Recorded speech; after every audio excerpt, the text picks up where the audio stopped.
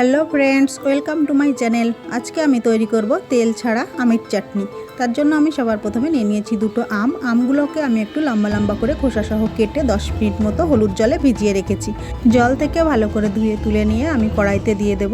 এবার গ্যাসের ফ্লেমটা মিডিয়ামে রেখে আমি সবার প্রথমে এর মধ্যে দিয়ে দেব চিনিটা তোমাদের পছন্দ অনুযায়ী দিয়ে দেবে। চিনিটা দিয়ে একটু নেড়েচেড়ে মিশিয়ে নিয়ে আমি এর মধ্যে দিয়ে দেব পরিমাণ মতো নুন আর অল্প একটু হলুদ গুঁড়ো। হলুদটা না দিলেও হবে। এবারে ভালো করে একটু নেড়েচেড়ে মিশিয়ে নিয়ে যখন চিনির জলটা ছেড়ে আসবে তখন আমি এর মধ্যে আরও একটু জল দিয়ে দেব। জলটা তোমরা যেমন পাতলা চাটনি পছন্দ করবে সেই অনুযায়ী দিয়ে দেবে। আমি অল্প করেই দিলাম। এবার ঢাকনা বন্ধ করে রেখে দেবো যতক্ষণ না আমটা পুরোপুরি সেদ্ধ হয়ে যায়। আমটা পুরোপুরি সেদ্ধ হয়ে গেলে ঢাকনা খুলে আমি একটু নেড়েচেড়ে ভালো করে মিশিয়ে নেব। এবারে আমি এর মধ্যে দিয়ে দেব 3-4টে এলাচের দানা আমি একটু থেতো করে নিয়েছি।